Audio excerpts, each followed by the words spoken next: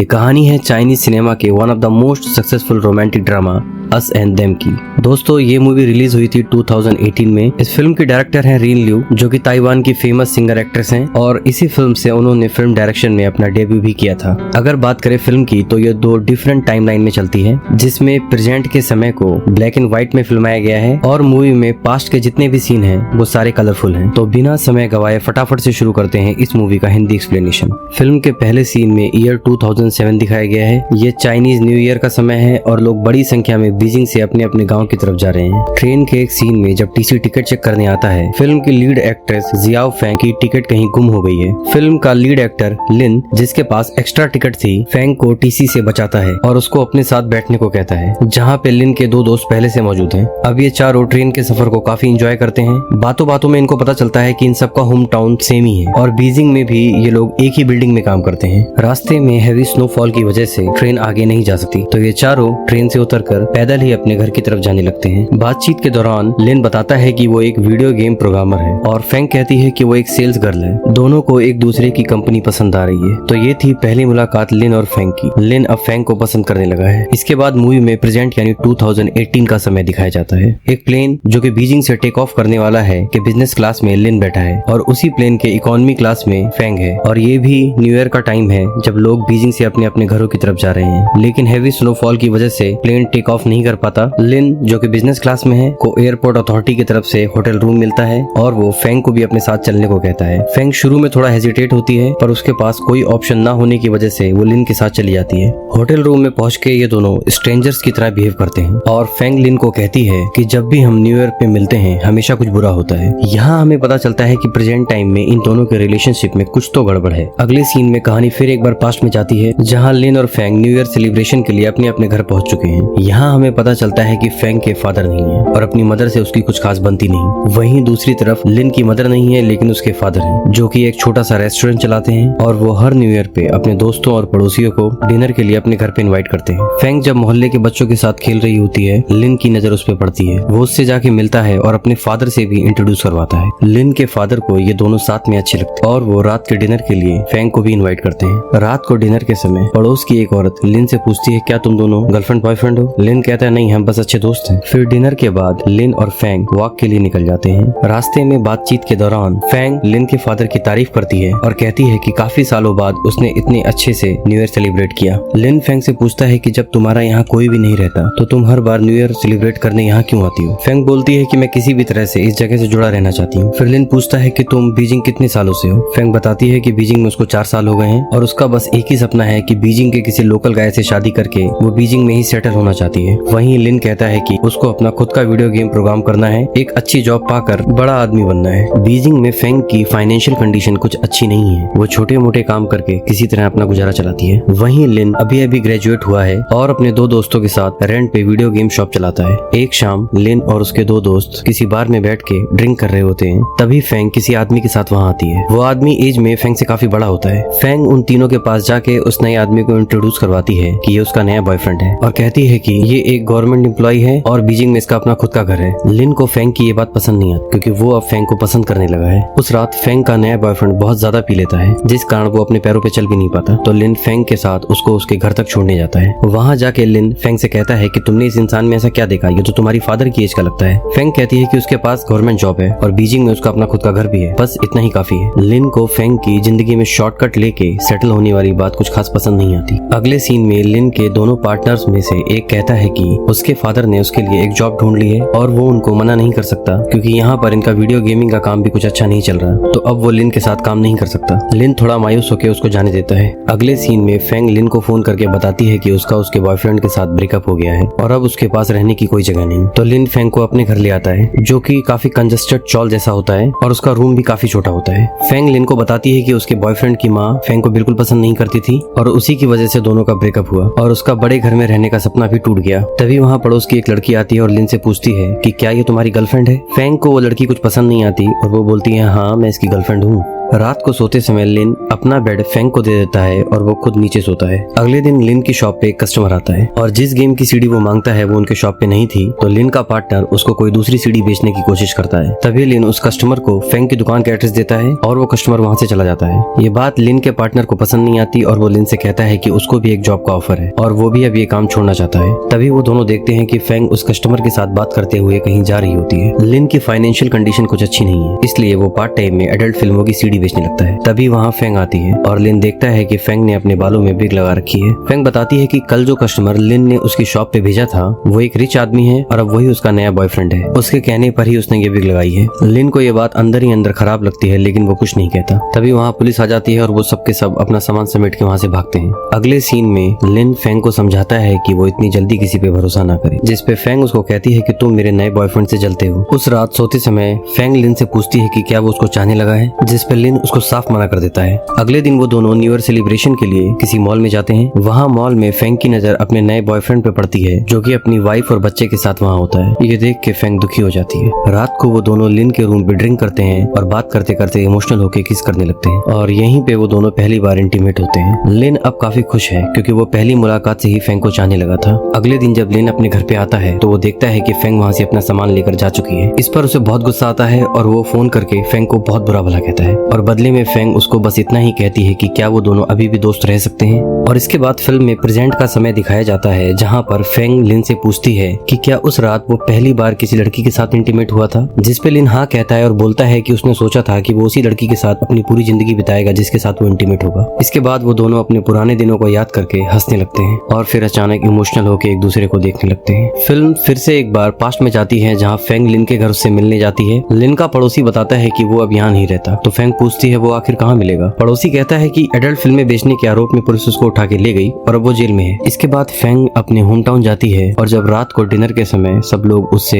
लिन के बारे में पूछते हैं तो वो कहती है कि वो बीजिंग में बहुत ही अच्छा काम कर रहा है, लेकिन उसके बॉस ने उसको छुट्टी नहीं दी। वो लिन के जेल जाने वाली बात किसी को नहीं बताती। रात को डिनर के बाद लिन के फादर फेंग को बताते हैं कि लिन बचपन से ही वीडियो गेम का दीवाना रहा है, कैसे उसने उसका पसंदीदा वीडियो गेम ना दिलाने के कारण अपने फादर को बाथरूम में बंद कर दिया था। जब फेंग वहाँ से जा रही होती है तब लिन के फादर उससे पूछते हैं कि लिन ठीक तो है ना, जिसपे फेंग कहती है हाँ वो ठीक है, क्योंकि वो उनको लिन के जेल जाने वाली बात बता के परेशान नहीं करना चाहती थी। इसके बाद वो दिन आता है जब लिन जेल से बाहर आता है। फेंग भी उसको मिलने के लिए वहाँ पे जाती है। फिर जब वो दोनों वहाँ से गुजर रहे होते हैं तो फेंग लिन को न्यू ईयर में बनने वाली स्टिकी बीन्स देती है जो लिन के फादर ने लिन के लिए भेजे थे। इस पर लिन उससे पूछता है कि क्या तुम मेरे घर गई थी। फेंग बोलती है हाँ वो उसके घर गई थी और उसने सबको बताया है कि वो लिन की गर्लफ्रेंड है, जिसपे लिन नाराज होकर वहाँ से जाने लगता है। फेंग लिन से पूछती है कि क्या उसने उसके एक्स बॉयफ्रेंड की पिटाई की है। लिन कहता है हाँ वो मेरी शॉप पे आया था तो मैंने उसको पहचान लिया और मैंने उसको पीटा। तभी अचानक फेंग लिन को किस करने लगती है। इसके बाद वो दोनों रिलेशनशिप में आ जाते हैं। वो ज्यादातर समय अब एक दूसरे के साथ ही बिताते हैं और एक साथ एक ही घर में रहते हैं। रात को वो दोनों उस वीडियो गेम के बारे में बात करते हैं जिसको लिन अभी प्रोग्राम कर रहा है। लिन फेंग को बताता है कि उसके गेम में बॉय का नाम इयान है और गर्ल का नाम कैली। फेंग लिन से पूछती है कि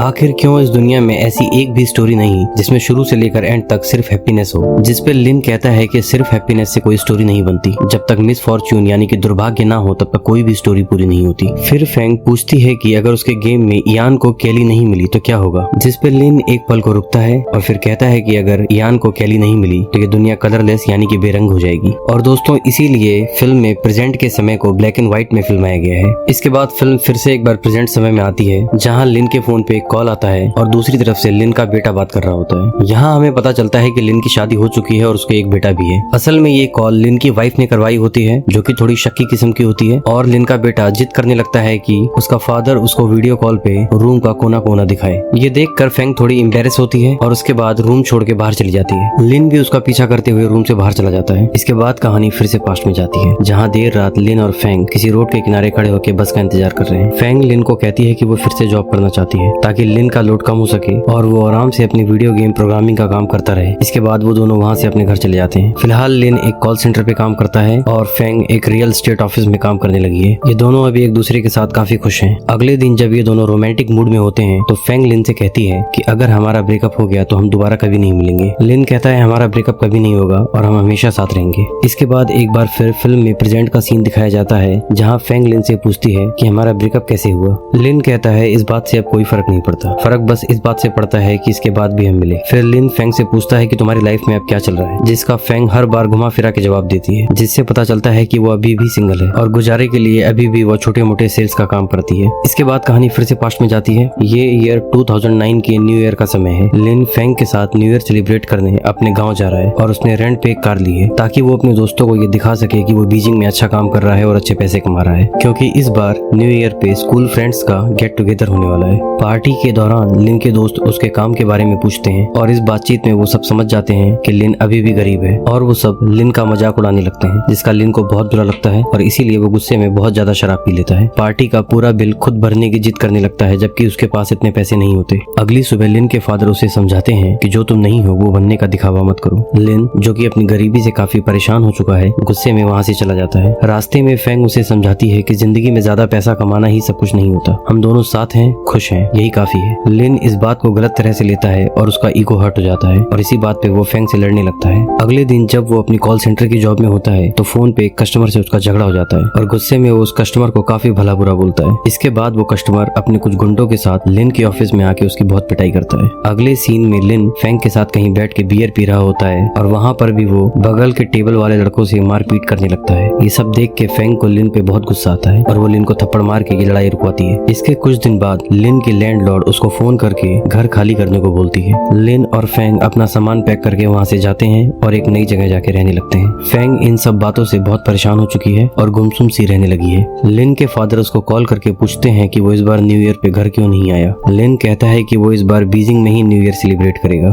फेंग ये सब कुछ देख रही है और उसके हाथों में घर जाने वाली ट्रेन का टिकट है, यानी कि उसने डिसाइड कर लिया है कि वो ये सब कुछ छोड़ के यहाँ से जाना चाहती है। एक रात जब लिन अपने कंप्यूटर पे वीडियो गेम खेल रहा होता है, फेंग कहती है कि हम ब्रेकअप के बाद कभी नहीं मिलेंगे। फेंग उसके पास जाकर कहती है कि मैं जा रही हूँ। लिन उसकी तरफ नहीं देखता और क्योंकि उसने हेडफोन लगा रखे थे तो वो कुछ सुन भी नहीं पाता। फिर जब कुछ देर में लिन पीछे मुड़ के देखता है तो उसको फेंग नजर नहीं आती, तो वो जल्दी से घर की बाहर की तरफ भागता है और वो सीधा रेलवे स्टेशन जाता है, जहाँ कुछ देर ढूंढने के बाद फेंग उसको एक ट्रेन में खड़ी नजर आती है। वो ट्रेन के बाहर ही फेंग के सामने जाके खड़ा हो जाता है। वो बस चुपचाप फेंग को देखता रहता है, कुछ भी नहीं कहता और फिर ट्रेन के दरवाजे बंद होते हैं और ट्रेन वहाँ से चली जाती है। इसके बाद कहानी फिर से प्रेजेंट की ब्लैक एंड व्हाइट दुनिया में आती है, जहाँ लिन फेंग से पूछता है कि अगर उस दिन तुम मुझे छोड़कर नहीं जाती तो क्या उस बात से कोई फर्क पड़ता। जिस पे फेंग कहती है कि अगर उस दिन तुमने मुझे रोक लिया होता तो मैं जिंदगी भर तुम्हारे साथ रहती। लिन कहता है आज मेरे पास वो सब कुछ है जो मैं कभी पाना चाहता था सिवाय तुम्हारे। लिन फेंग का हाथ पकड़ के दोबारा उसे होटल में ले जाता है। होटल में एंट्री करते ही लिन को उसकी जान पहचान का कोई मिलता है, जिसको देखकर वो फेंग का हाथ, जो कि अब तक उसने बहुत जोर से पकड़ा था, अचानक से छोड़ने लगता है। ये देखकर फेंग को बहुत बुरा लगता है और वो रूम में जाने से मना कर देती है। इसके बाद वो दोनों रेंट पे एक कार लेते हैं और बाई रोड घर के लिए निकलते हैं। घर जाते वक्त वो अपने पुराने दिनों को याद करते हैं। तभी फेंग लिन से कहती है कि वो अपने सारे एक्स बॉयफ्रेंड्स के लिए बहुत ही लकी रही है। उसके जितने भी एक्स बॉयफ्रेंड हैं वो सारे आज वेल सेटल्ड हैं। लिन कहता है मगर आज तुम बिल्कुल अकेली हो। फेंग कहती है कि वो आज भी लिन को बहुत मिस करती है। लिन कहता है कि वो भी उसे बहुत मिस करता है और ये कहते हुए दोनों बहुत इमोशनल हो जाते हैं और फिर दोनों रोने लगते हैं। इसके बाद कहानी फिर से एक बार पास्ट में जाती है, जहाँ फेंग लिन को छोड़ के जा चुकी है। लिन कुछ दिन काफी डिप्रेशन में रहता है, उसकी हालत बद से बदतर हो चुकी है और फिर एक दिन वो सब कुछ बदलने का फैसला लेता है। ब्रेकअप ने उसको मौका दिया जिंदगी को नई तरह से शुरू करने का, क्योंकि जब आपके पास खोने को कुछ नहीं बचता तो पाने को सब कुछ होता है। जीना और ना मरना ये दो अलग बातें हैं। इसके बाद लिन दिन रात मेहनत करता है अपने वीडियो गेम प्रोजेक्ट के ऊपर और गेम की प्रोग्रामिंग कुछ ऐसी करता है कि अगर गेम में इयान को कैली नहीं मिलती तो सब कुछ कलरलेस हो जाता है। इसके बाद वो अपने गेम को इंटरनेट पे अपलोड कर देता है, जहाँ से कुछ ही दिनों में उसका गेम इंटरनेट पे काफी पॉपुलर हो जाता है और जिस वजह से लिन अब ठीक ठाक पैसे कमाने लगा था। लेकिन आज भी वो फेंग की कमी को बहुत महसूस करता है। इसके बाद चाइना की एक बड़ी कंपनी उसका गेम खरीद लेती है और लिन को अपने यहाँ एक अच्छी जॉब ऑफर करती है। अपने एक इंटरव्यू के दौरान लिन कहता है कि उसको इस गेम के कैरेक्टर इयान और कैली की इंस्पिरेशन अपने और फ्रैंक के रिश्ते से ही मिली थी। ये इंटरव्यू फ्रैंक भी टीवी पर देख रही होती है और ये सब देख के वो मन ही मन बहुत खुश होती है। लिन, जो कि अब काफी अमीर हो चुका है, एक बड़ा सा अपार्टमेंट खरीदता है ताकि वो अपने फादर और फ्रैंक के साथ वहाँ पे रह सके। इसके बाद लिन फ्रैंक से कांटेक्ट करने की बहुत कोशिश करता है, लेकिन फ्रैंक उसके कॉल और मैसेजेस का कोई भी जवाब नहीं देती। लिन फ्रैंक को मैसेज में ये बताता है कि उसने अभी तक अपने फादर को लिन और फ्रैंक के ब्रेकअप वाली बात नहीं बताई है, इसलिए वो चाहता है कि इस न्यू ईयर पे वो और फ्रैंक एक साथ घर जाए। लेकिन फ्रैंक उसके किसी भी मैसेज का रिप्लाई नहीं करती। इसके बाद अगले सीन में दिखाया जाता है कि ये 2011 के न्यू ईयर का दिन है। लिन अपने फादर के लिए नया टीवी लेकर आया है। फ्रैंक वहाँ पहले से मौजूद है। लिन के फादर कहते हैं कि बूढ़ा होने की वजह से उनकी तबीयत अब कुछ अच्छी नहीं रहती और उनकी नजरें भी पहले से काफी कमजोर हो चुकी हैं, जिसपे लिन कहता है कि उसने बीजिंग में एक नया घर खरीदा है और वो चाहता है कि फ्रैंक और उसके फादर वहाँ बीजिंग में उसके साथ रहे। लिन के फादर कहते हैं कि उन्होंने पूरी जिंदगी अपनी यहाँ बिताई है, तो अब वो कहीं और नहीं जाना चाहते, जिसपे लिन गुस्सा होकर वहाँ से चला जाता है। फेंग भी उसके पीछे जाती है। बाहर जाके फेंग लिन को समझाती है कि उसको अपने फादर के साथ इतना रूड बिहेव नहीं करना चाहिए। लिन फेंग को बताता है कि जब उसको अपना पहला पे चेक मिला तो सबसे पहले उसने उससे अपना घर खरीदा, क्योंकि उसके पास कभी भी अपना घर नहीं था। जिसपे फेंग उसे बताती है कि उसने उसके साथ ब्रेकअप इसलिए नहीं किया क्योंकि उसके पास घर नहीं था, बल्कि इसलिए किया क्योंकि लिन अब वो नहीं रहा जिस इंसान से उसने प्यार किया था। लिन फेंग को कहता है कि वो उसको एक और मौका दे और उसके साथ चल के बीजिंग में रहे। जिसपे फेंग कहती है कि जब तुमने मुझे अपने स्ट्रगल के दिनों में अपने साथ रखना जरूरी नहीं समझा, तो तुम्हारे अच्छे दिनों में मैं कैसे तुम्हारे साथ रह सकती हूँ। क्योंकि फेंग लिन से उस बात से नाराज है कि उस दिन स्टेशन पहुंचने पर भी लिन ने फेंग को रोकने की कोशिश नहीं की। आगे फेंग कहती है कि लिन, तुमने मुझे कभी समझा ही नहीं। इसके बाद फिल्म में फिर एक बार प्रेजेंट का समय दिखाया जाता है, जहाँ लिन फेंग को बताता है कि उसके फादर चाहते थे कि हम दोनों हमेशा साथ रहें। 2015 न्यू ईयर के समय जब लिन पहली बार अपनी वाइफ को अपने घर लेके आता है, तो लिन के फादर को लगता है कि फेंग ही उसकी वाइफ है, क्योंकि उनकी आंखें अब पूरी तरह से खराब हो चुकी थी। और यहाँ हमें पता चलता है कि लिन के फादर अब इस दुनिया में नहीं रहे। आगे लिन फेंग को बताता है कि उसने फेंग को एक दिन एक रेड स्पोर्ट कार चलाते हुए देखा था, जिसपे फेंग बोलती है कि उसने कभी भी कोई स्पोर्ट्स कार नहीं चलाई, वो सिर्फ तुम्हारी इमेजिनेशन थी क्योंकि तुमने मुझे बहुत ज्यादा मिस किया। इसके बाद लिन फेंग को उसके घर पे ड्रॉप करके अपने घर चला जाता है। और फिर जब एक दिन वो अपने फादर की पुरानी चीजों को देख रहा होता है, तो वहाँ उसको एक लेटर मिलता है जो फेंग के लिए लिखा गया, लेकिन वो लेटर सेंड करने से पहले ही लिन के फादर की डेथ हो जाती है। तो लिन वो लेटर बिना पढ़े फेंग के एड्रेस पे सेंड कर देता है। फेंग को वो लेटर मिलता है और वो उसे पढ़ना शुरू करती है, जिसमें लिन के फादर ने लिखा था